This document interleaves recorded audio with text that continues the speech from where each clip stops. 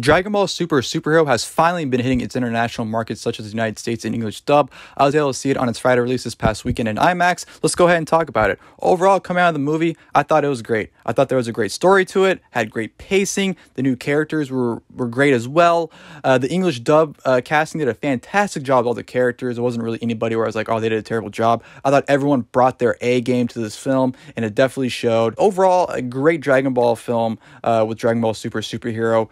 Very good vibes to it as well. It just felt like Dragon Ball. I felt like I was kind of watching OG Dragon Ball again. It's a very fun film. Really enjoyed it. Now, obviously, what most people will do right from the get-go is compare it to Dragon Ball Super Broly. Was it better than Dragon Ball Super Broly? And to me, it's really hard to compare the two because I feel like they're really two different films. Dragon Ball Super Broly, I felt was more like Dragon Ball Z, where, like I said, with this film, Superhero felt more like Dragon Ball. Broly was more of an intense, heavily fighting, whereas this one is more story-driven with, the fights in between the story, So I feel like you can't really compare the two films because they're vaguely different in my opinion, but they're both great in quality. Just to me, they're just hard to compare because I feel like they're two entirely different type of movies, so I can't really say which one's better than the other. In terms of fights though, I will say Broly by far takes the lead in terms of the better fights. Just the Broly fights alone were spectacle, especially the final one with Gogeta. I just remember being blown away in theaters watching that entire final battle. But the fights here in Superhero were also great. They were very fun to watch. I thought Gohan taking on Gamma 1 when he first arrives at the base, fighting in the rain was very fun to watch. I thought the camera work was fantastic, panning around in a 360 fashion when Gohan's throwing punches at Gamma 1 and Gamma's just dodging all of them. And even when Gamma tackles him in the air and they fight, into the building. I just thought it was very fun to watch. But in terms of like pure fighting, I don't think, anything in this movie compared to the Broly movie. Even though the final fight was a lot of fun with Cell Max taking on everybody and everyone's just doing their best they can to take him out. And he's just absolutely annihilating everybody. So even though the fights in this film aren't up to par with the Broly film, they still are very fun to watch nonetheless. Diving more into this film, obviously, the theme of it was, or at least going into it, everyone thought it was going to be a Piccolo and Gohan film. That's pretty much what it was advertised as. But coming out of it, it's really more of a Piccolo movie. Now, I know from the get-go, I guess it was supposed to be more of a Piccolo movie than, Gohan along the way got brought up and it kind of became more of a Gohan Piccolo movie. But really, watching this film, it's like 90% Piccolo, and Gohan's not really in it as much as you would think, or at least like with the promotion that they did do. Even though, speaking of promotion, let's just cover that real quick. What in the hell was going through Toei's mind promoting this movie? I don't understand how they fumbled to promote this movie so badly. They might as well not even have promoted it at all. It was so terrible. They did not care at all to promote this movie, but somehow it delivered. The box office numbers for the weekend, I think we're at like almost 40 million domestic. So yeah, somehow without little to no advertisement for this movie, it was able to blow away expectations. So I'm very glad the movie is having such a huge success. I mean, obviously as a Dragon Ball fan, I wanted it to be successful, but even I didn't think it'd be as successful as it's being right now, just because, like I said, Toei did such a shit job promoting it. Back to it mainly being about Piccolo than Gohan. I felt like Gohan definitely took a back seat. He was really mainly just there for like the fights at the end. He was there at the beginning when Piccolo first asked him about picking up Pan, and then he really just showed up at the end, to take on the Gammas, and then, when Cell Max got released, they took on Cell Max. But yeah, it's really more of a Piccolo movie. It really is centered around him. He's the one reporting it. He's the one figuring out what's going on. Everything is happening because of Piccolo. It's more of a Piccolo movie than anything else. And I'm not saying it's a bad thing. I'm just pointing out that, if you're going into it expecting to see a lot of Gohan and Piccolo, you're going to see way more Piccolo than Gohan in this film. So just giving anybody a heads up that didn't know that ahead of time. In terms of the new characters that introduced, I thought the Gammas were fantastic. I loved, especially Gamma 2. He was obviously the more personality of the two Gammas. Gamma 1 kind of just seemed like it was just there. He kind of didn't seem like he had a whole much personality besides like, well, I'm just doing what I'm told to do pretty much. So but nonetheless, I thought the Gammas were a great addition to the series, even though Gamma 2 died at the end, obviously. So we're only going to get Gamma 1 going forward. But speaking of the Gammas, the one that created him, Dr. Hito, I thought was a very interesting character. Like, I didn't know to like him or to hate him. Like, he's like in between, because he is doing good stuff, but he is kind of like a greedy person. But in a way, I guess that's that's human. We all got to take some stuff for ourselves, right? At some point. So I could see things from his point of view. Hedo was definitely a very interesting character. And I actually am really interested to see what he does going forward, because obviously at the end, him and Gamma 1 joined Capsule Corp. So I'm really interested to see how they play in the Dragon Ball universe going forward with those characters. Obviously, the mastermind behind this whole film, for the most part, Magenta, who was Commander Red's son in Dragon Ball. Well, they made him the son of Commander Red from Dragon Ball. I kind of wish we saw more of him. I know the beginning and kind of a little bit in the middle, we got a good portion of Magenta, but I don't know. I in a way, like, I don't want to say he felt wasted, but I kind of want to see more. I kind of wish there was more of a backstory to him too, because they just introduced him as Commander Red's son, and then all of a sudden he was just going forward with his plans with wanting, to take over the world. So I wish there was kind of more of a backstory for Magenta, even though it was a basic story. He was just trying to get revenge for his father, but I kind of wish we would have saw more in terms of his character, because I feel like we fully didn't get that full effect of him. Carmine, he was just kind of there. He was enjoyable. He was funny for the few moments he has, like his YouTube skits that he uploads. So I thought Carmine, for a little side character, was pretty enjoyable for the little stuff that he was doing.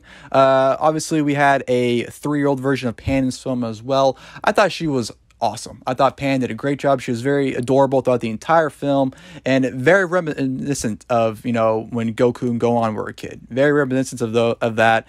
So I made her even more likable in my eyes. So I thought Pan did a fantastic job in this film. It was great to see Goten and Trunks finally grown again. After years and years of just being small, they're finally grown into looking like teenagers once again, like they did at the end of Z as well as GT. But yeah, they were present. They're still their same goofy selves, just messing around, just trying to get into some shenanigans. So they're always a treat to watch. I thought seeing Fat Gotenks was entertaining as well. I know a lot of people were disappointed that we didn't see a perfectly fused kind of grown Gotenks, but Fat Gotenks was very entertaining to watch. I mean, if it wasn't for Fat Gotenks, they wouldn't have been able to crack the head of Cell Max and make it weak. So as Piccolo said, a failed fusion finally came in handy and came courtesy of Gotenks. I think at some point, obviously, we'll see them fuse perfectly. I mean, they kind of did that at the end of the film when Pan was flying around, but we didn't see, the result of it. We just kind of saw them doing it. Great to see, Goten and Trunks in the film for the little bit they're in it. And then, of course, Cell Max, the final villain in the film, I thought was great. I know it's just a recolored version of Second Form Cell for the most part, but I still thought Cell Max looked badass. I thought his yelling and just him being a ballistic monster was awesome to watch. Now, honestly, I wish they would have done a little bit more with him. I know he wasn't a complete animal. I know Cell Max was only released because that was their last resort plan for Magenta.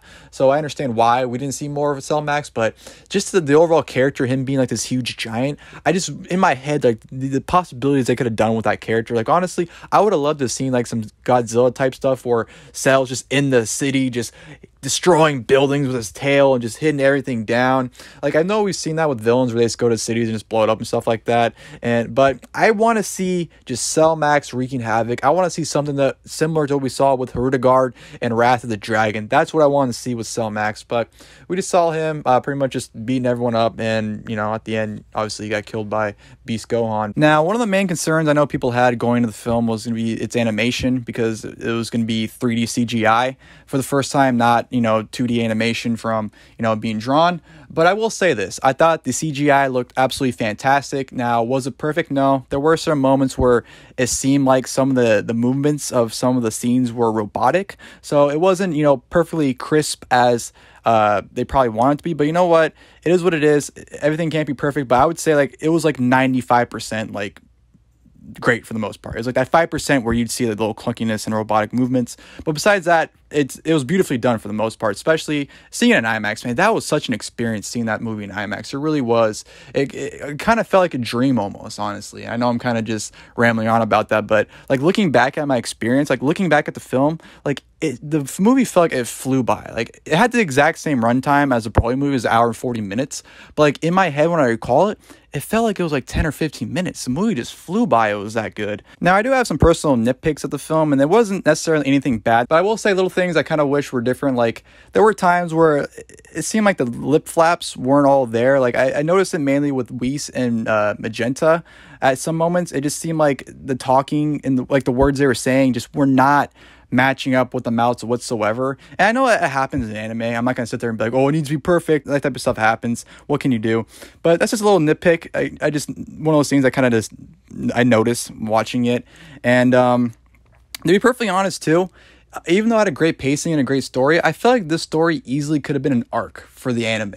Personally, I'm a guy that likes all the details. I want to know how we got to this point. I don't want to jump from point to point to point. I want all the details. So my own personal little preference, I would have loved to see more backstory and everything. Like I would have loved to see like Dr. Hito like making the gammas and creating them and and whatnot. I know his inspiration was from old superhero and everything, but I would have loved to see the backstory and the process. Even for Cell Max, I would have loved to see like the making of Cell Max and everything. I thought that would have been great. So for my personal little details, like I want every little detail about it. I thought this would have been a great movie, honestly, for an arc, because I feel like you could have gotten more story out of it. Even like the Goku Vegeta stuff when they're fighting on Lord Beerus' planet, that definitely could have been like a filler episode or two, for the arc. So I felt like the story definitely could have drug out with details, and it would have made it even more better. But I feel like for the movie we got, like I said, it was great. I'm not downing it. I just, for my personal little preference, I would have enjoyed this to be more of an arc in the anime. Just because, like I said, we would have gotten more details, we would have gotten more stuff, we would have known more about the gammas. So I just would have wished we could have got some more longevity out of it. But for film, I thought it was great. Like I said, I'm not going to hold that against it, whatever. Those little personal gripes I have with it, like I said, are just my own personal preference. Nothing against it whatsoever. I thought Dragon Ball Super Superhero was a fantastic film. I absolutely loved it. Felt like a kid again. Voice cast was fantastic, especially. And I just want to give a huge shout out to Christopher Sabat and Kyle Hebert. They just did a fantastic job as Gohan and Piccolo. I thought, especially Kyle Hebert, I thought his transformation to Gohan Beast was just fantastic. Even like him like panicking when Piccolo is just getting destroyed by Cell Max, and he's just sitting there going, like he's just not moaning, but when he's like sitting there like in disbelief of what's happening, it definitely brought me back to him as a kid, watching Gohan like freak out when everyone's getting their ass kicked because, he doesn't want to do anything because he's scared. And it kind of reminded me of that. And then, of course, him losing his mind, going to Gohan Beast. What a fucking transformation that was, by the way. Gohan Beast, beast of a transformation, might I say. I absolutely loved it, especially his voice, man, using the Super Saiyan 4 style Goku voice, where it's all deep and like he's not, scared or intimidated because he kind of has things under control. I thought it was great, and I thought Kyle Hebert and, like I said, Christopher Sabat did a fantastic job. Everyone, like I said, all the cast did a fantastic job, but especially those two. Obviously, they were the main leads in this film, but those two definitely stuck out in the crowd, if you ask me. And that, ladies and gentlemen, was Dragon Ball Super Superhero. Like I said, I thought it was a very fun film. I thought it was great. Just the overall energy, the vibes, just everything just felt like Dragon Ball, like I said at the very beginning. Even the comedy. We got some comedy throughout the film, like with Gohan referring to these ants glowing as Super Saiyans. Obviously Bulma, wasting wishes on making her ass bigger and her eyelashes extend by a little bit. So this overall film just felt like Toriyama and him just putting out a Dragon Ball type product, and it definitely showed, and I thought it was very fun. This movie had a lot of stuff. It had a mix of new stuff. It had a mix of nostalgia acts, obviously with like Cell and Gohan going Beast Gohan, which it looked just like an adult version of Super Saiyan 2 Gohan when he first transformed. Like everything about it was just Super Saiyan 2 Gohan transformation. The way they did everything, I love it too. I know he has the silver hair, red eyes. It just looks, Beast Gohan looks absolutely fantastic. I love the design. I know a lot of people were kind of iffy on it with the big ass hair. It looks absolutely crazy. But you know what? If it's not absurd and crazy like that, is it really Dragon Ball? So I love it. Even Orange Piccolo, like how outrageously crazy is Orange Piccolo? It's like a Hulk version of Piccolo, but he's orange for some reason. It's just like stuff like that. It's like, what is going on? But you know what? If that type of stuff wasn't happening, it wouldn't be Dragon Ball, in my opinion. So that'll do this video, guys. I hope you guys enjoyed the video. If you guys did, please feel free to like below. Until next time, I'll see you guys later. Thank you guys for watching the video.